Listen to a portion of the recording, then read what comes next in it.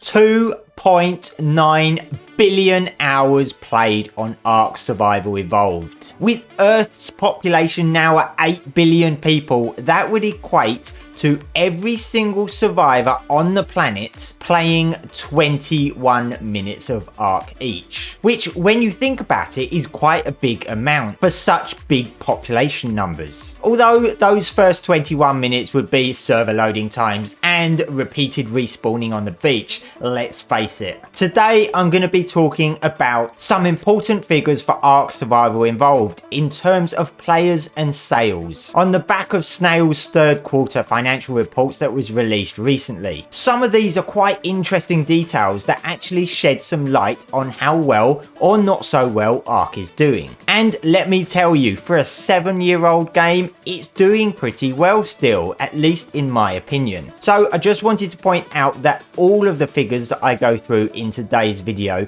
is specifically related to ARK and not to any other game produced by Snail Games. So in the third quarter of 2022, that's July to September, ARK averaged 328,583 daily active users. Daily active user refers to people opening ARK at any point during the day, and not the same as consecutive players who playing at the same time. This, I believe, is the figure for across all platforms that ARK is on, so PC, Xbox, PlayStation, Switch and mobile. Let's not even mention Stadia. This is in fact a whopping 67% increase in daily active players compared to quarter 3 2021, which saw an average of 221,336 players. Now, over that time, since quarter 3 2021, we would have seen an increase in players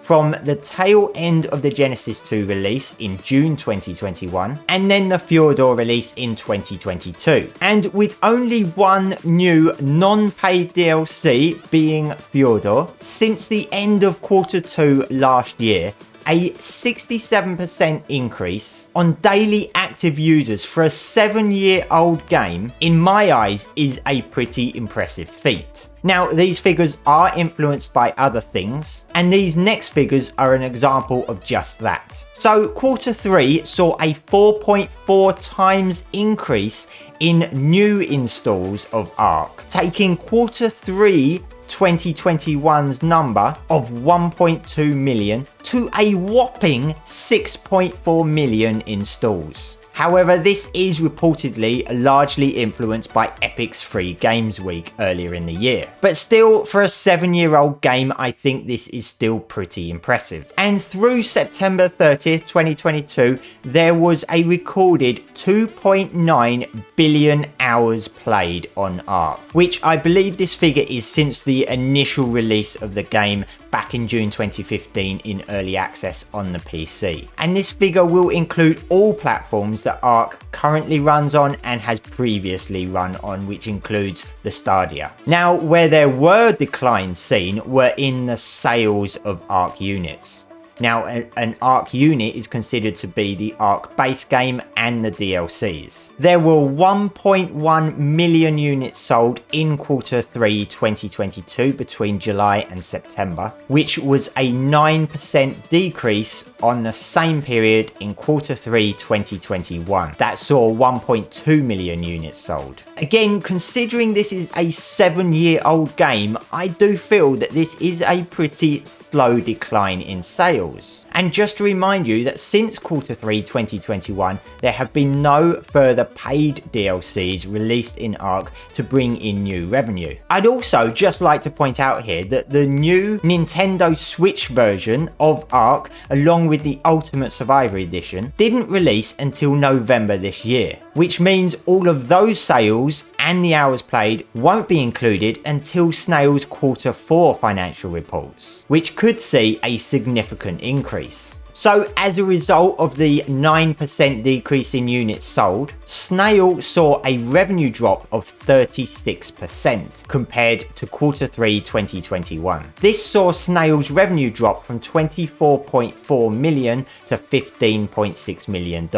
This drop in excess of $8 million is reported to be due to the age of the game being 7 years old, and that there's been no paid DLC released since Genesis 2 in June 2021. However, only $5.5 million of this was related to the sale of ARK and ARK Mobile, with the remainder being related to previous contract payments. Again, this doesn't include any sales from the recent relaunch of ARK Survival Evolved on Nintendo Switch, so this will be added to the Q4 financial reports, which again I say will see a significant increase. So brushing over the rest of the document, which I will link in the description if you want to check it out for yourself and read through it, the Chief Financial Officer of Snail, Heidi Chow, had this to say: "We are pleased with the continued engagement in our ARK series of games.